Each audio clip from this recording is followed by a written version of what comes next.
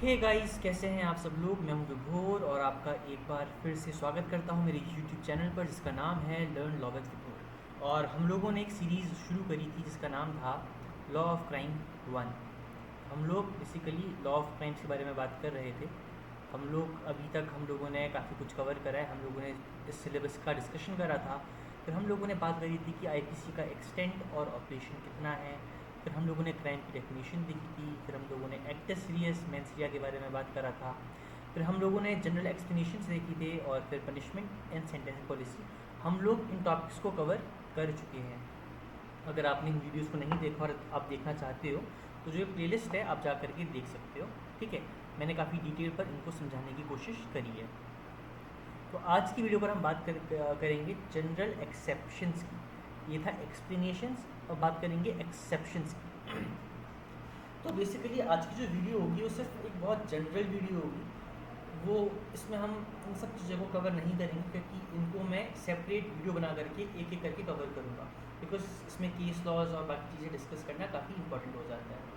ठीक है, तो इससे पहले मैं शुरू करूँ, एक चीज़ जानना ज़रूरी है। वो ये है कि अभी अभी हमारे जो होम मिनिस्टर हैं वो एक बिल लेकर के आए हैं जिसका नाम है भारतीय न्याय संहिता। ठीक है, तो भारतीय न्याय संहिता जो है ये क्या है। अब हमारे पास अभी तक था इंडियन पीनल कोड, भारतीय दंड संहिता। तो इसको चेंज करके अब लाया जा रहा है भारतीय न्याय संहिता। ये 1860 का लॉ था, ये पुराना लॉ है। इसकी जगह लेकर के आ रहे हैं इस नए लॉ को। अभी ये क्या है कमेटी के पास, फिर ये लोकसभा पर आएगा, यहाँ डेलिब्रेशंस होंगी, डिस्कशंस होंगी। और जैसे ही लोकसभा से पास हो जाएगा, और ये पास होना है क्योंकि गवर्नमेंट मेजोरिटी पर है, तो फिर ये जाएगा राज्यसभा पर। फिर राज्यसभा पर क्या पता है बिल पास हो, क्योंकि वहाँ पर को भी गवर्नमेंट मेजोरिटी पर है।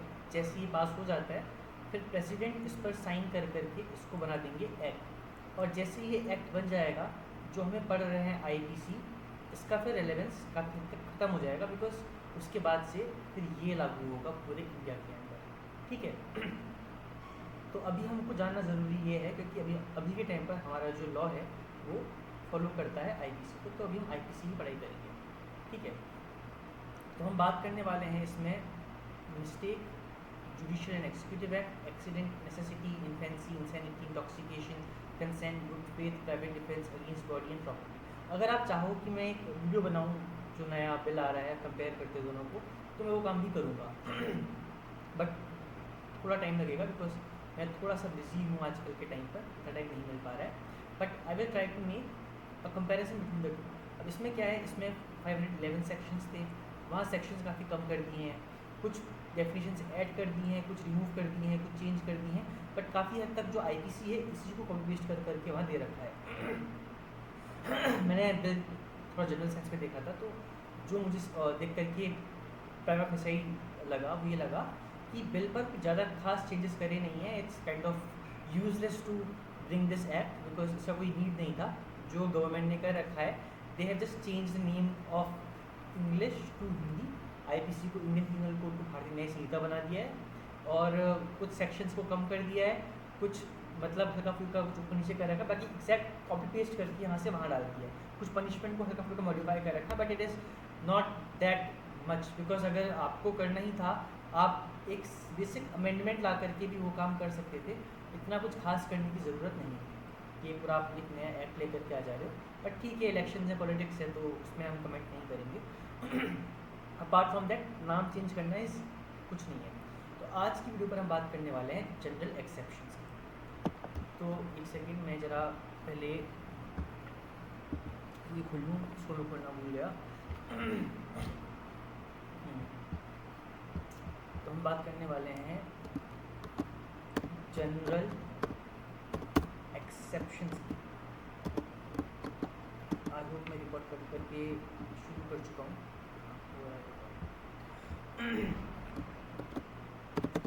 जनरल एक्सेप्शंस, ठीक है। तो अब जनरल एक्सेप्शन की जब हम बात करते हैं, ये क्या है। हमने जनरल एक्सप्लेनेशंस देखा था, हम लोगों ने जनरल एक्सप्लेनेशन पर एक सेक्शन पढ़ा था जो था सेक्शन 6। अगर वापस आकर के उस सेक्शन पर चलूँ तो लेट मी शो यू। जो सेक्शन 6 था वो साफ साफ ये बोलता था कि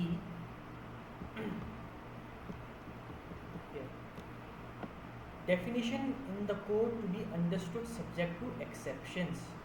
अब जो हम पढ़ने वाले हैं वो इसकी बात कर रहे हैं कि जो अभी हम एक्सेप्शंस पढ़ेंगे, इस कोड की सारी डेफिनेशन जो जो सब इनर प्रोविजन दिए हैं वो इन एक्सेप्शंस की बेसिस पर समझकर हमको देखना पड़ेगा। Through out this code every definition of an offence, every penal provision and every illustration of every such definition of penal provision shall be understood subject to the exception contained in the chapter entitled General Exceptions, though those exceptions are not repeated in such definitions, penal provisions or illustrations। तो क्या कह रहा है कि अब हम लोग जो ये पढ़ने वाले हैं इन जनरल एक्सेप्शंस को, इन चीज़ों को, इस पूरे एक्ट को इसको ध्यान पर रखते हुए पढ़ना पड़ेगा। बिकॉज यहाँ जो चीज़ दे रखी है, अगर आप इसमें से कहीं भी फॉल करोगे then you will be exempted from any liability. अगर आप किसी का मर्डर कर दो और आप बोलो कि मैंने मर्डर इसलिए क्या क्योंकि प्राइवेट डिफेंस मैं अपनी आपको बचा रहा था, तो कोर्ट कहेगी ठीक है हम आपको माफ़ कर सकते हैं। या किसी को आप थप्पड़ मार दो क्योंकि उसने आपको कंसेंट दिया था और वो आपके पास बैटरी का केस कर रहा है, तो आप बोलोगे कि सर मैंने जो थप्पड़ मारा था वो कंसेंट से मारा था, अगर कंसेंट नहीं होती मैं नहीं मारता। अब आपने सुना होगा रेप केस के ऊपर कंसेंट एक बहुत बड़ा डिफेंस है। तो जो डिफेंस होते हैं जो आपको कल्पेबिलिटी से एग्जेम्प्ट करा देते हैं वो होते हैं जनरल एक्सेप्शंस। इसलिए इनको याद करना, इनको जानना, इनको समझना बहुत बहुत बहुत इम्पॉर्टेंट है। I hope I am making some sense and I am making clear, क्योंकि जब तक आप इनको नहीं समझोगे आप आईपीसी को नहीं समझ पाओगे और आप एक अच्छे क्रिमिनल लॉयर नहीं बन पाओगे। क्योंकि देखो दो टाइप के, जब भी आप बात करते हो क्रिमिनल केसेस की तो दो साइड निकल करके आती है। एक होता है प्रोसिक्यूशन एंड दूसरा होता है डिफेंस।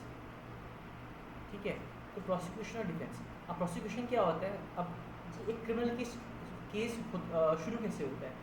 तो सपोज एक विक्टिम है, ए के साथ कुछ हुआ, ए के साथ सपोज जैसे से रेप हुआ, तो ए जाकर के क्या करेगी, ए जाकर के जाएगी पुलिस स्टेशन पर और वहाँ करेगी एफआईआर रजिस्टर।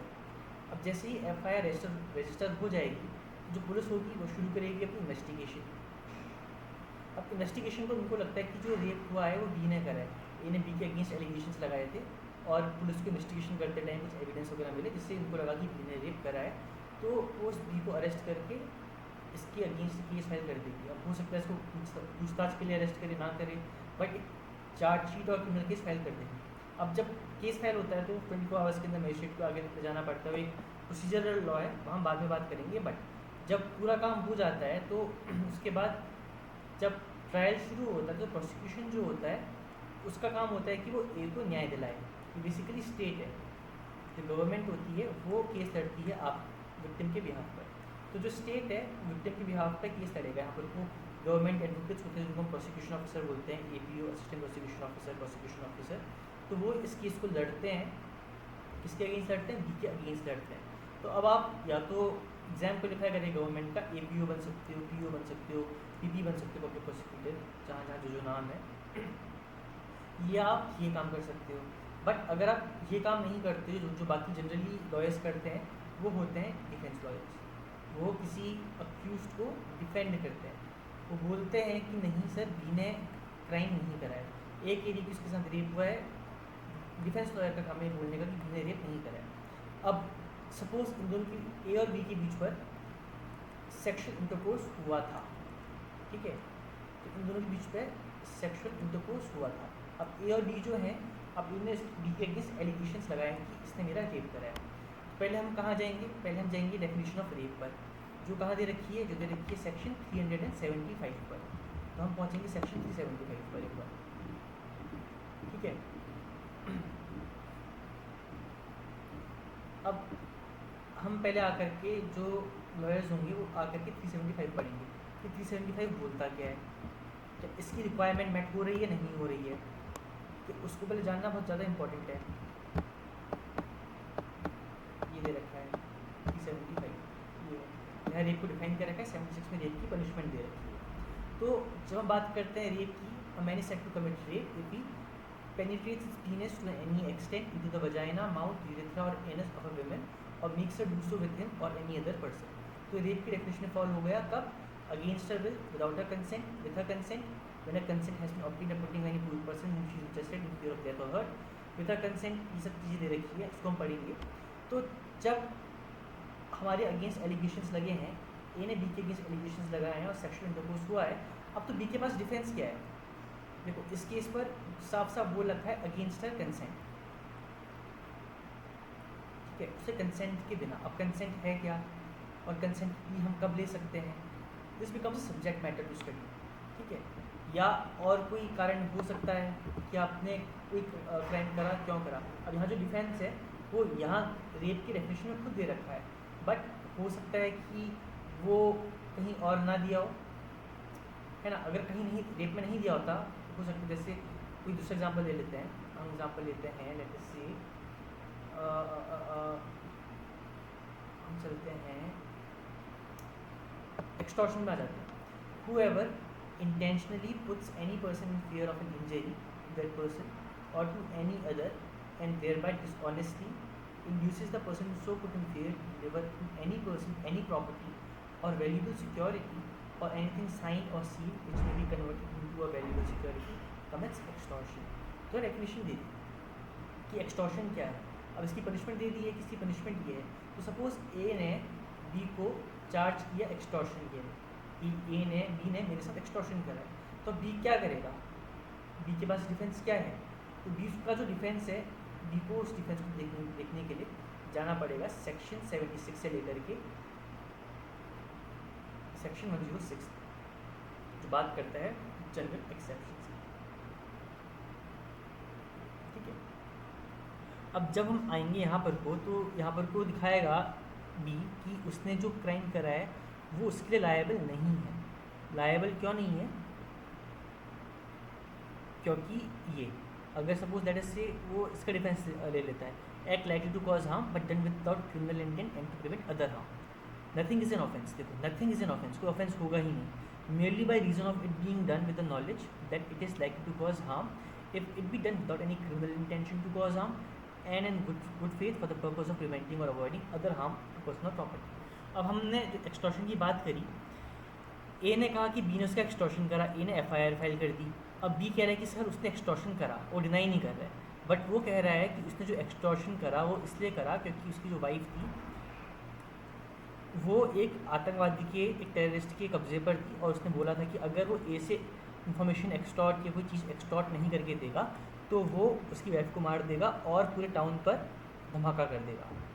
और उसने प्रूफ दिखाने के लिए उसको बॉम्ब वगैरह दिखाई थी, जिससे एक बी को लगा कि अगर वो ये काम नहीं करेगा तो इस केस पर पूरा टाउन के लोग मर जाएंगे। उसने इस चीज़ को रोकने के लिए, अपनी वाइफ को बचाने के लिए ए के साथ एक्सटॉर्शन करा।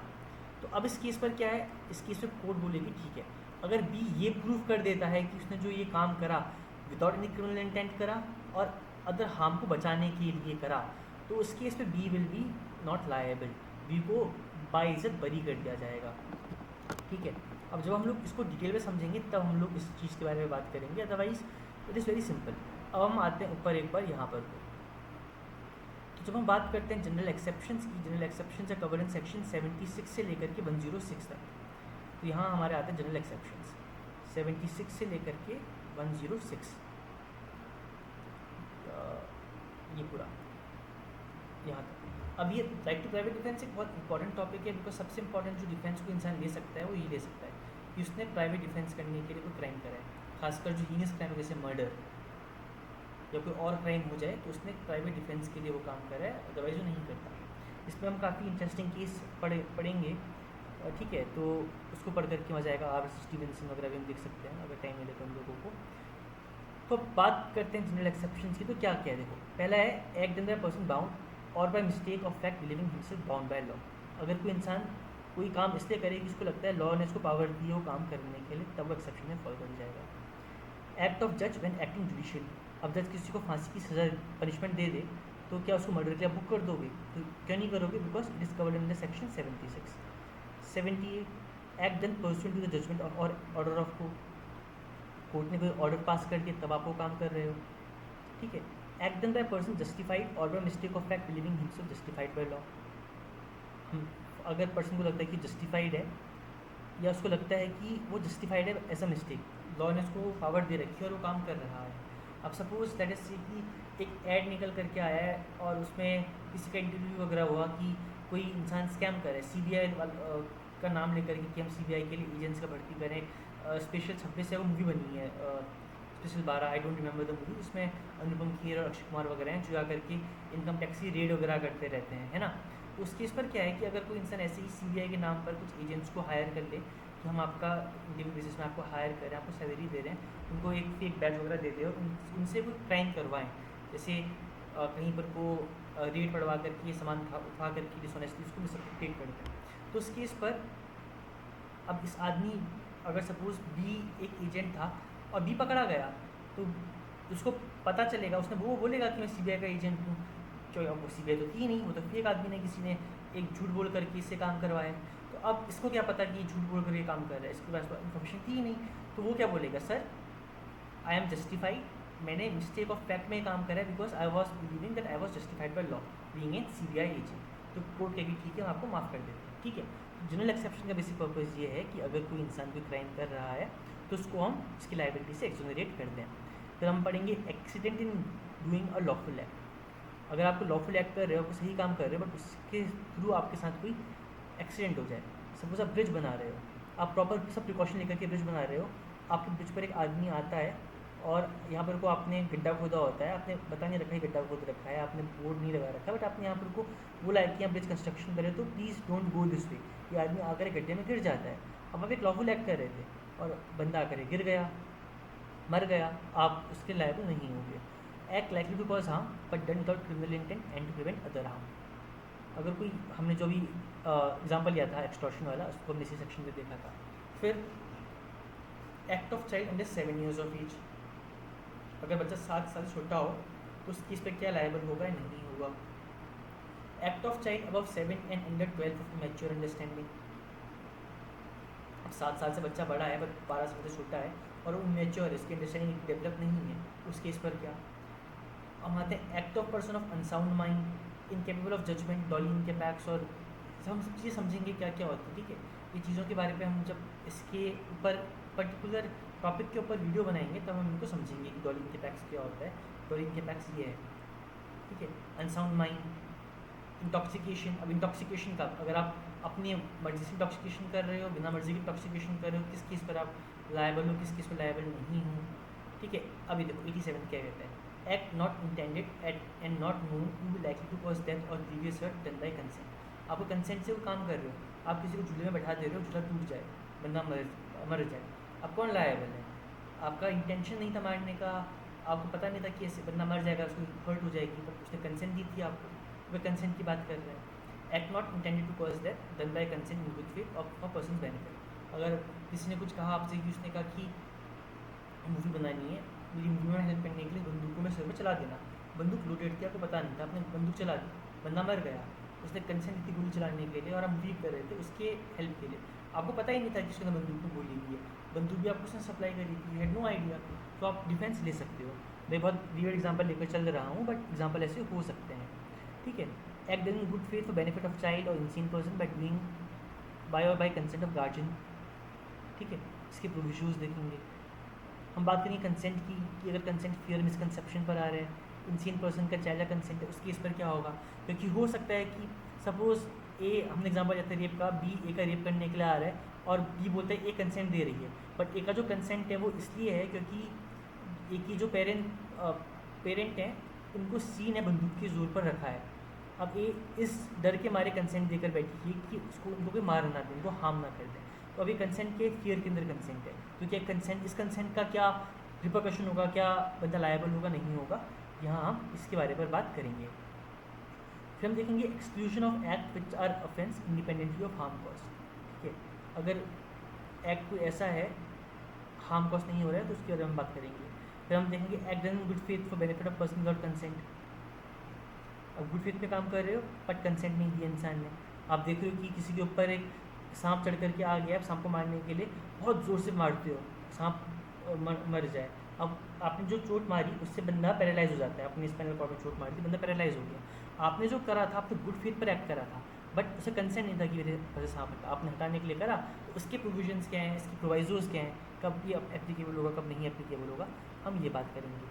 ठीक है, फिर हम बात करेंगे कम्युनिकेशन मीनिंग गुड फेथ। अगर कोई गुड फेथ में कम्युनिकेट करते हो, अगर थ्रेट के ऊपर कोई काम कर रहे हैं या कोई ऐसा एक्ट है जो स्लाइट हार्म कॉज कर रहा है।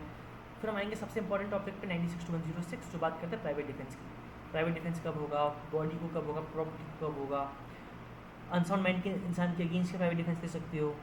अब ऐसे एक्ट कौन से हैं जब प्राइवेट डिफेंस एप्लीकेबल नहीं होता, राइट का क्या, आप कब तक कितना आपका अधिकार है कि आप राइट को एक्सरसाइज कर सको। कोई बंदा आपको डंडा मारने आ रहा है, उसे बंदूक से गोली मार दो, मुझे प्राइवेट डिफेंस के डिफेंस में कर रहा था, तो वो एप्लीकेबल नहीं होगा, क्योंकि उसका जो फोर्स थी वो एक लिमिटेड थी, आपने बहुत डिस्प्रपोर्शनेट फोर्स यूज़ कर दी, तो आप लायबल हो जाओगे। तो कब क्या एप्लीकेबल होगा क्या नहीं एप्लीकेबल होगा, हम इस सेक्शन में वो बात करेंगे।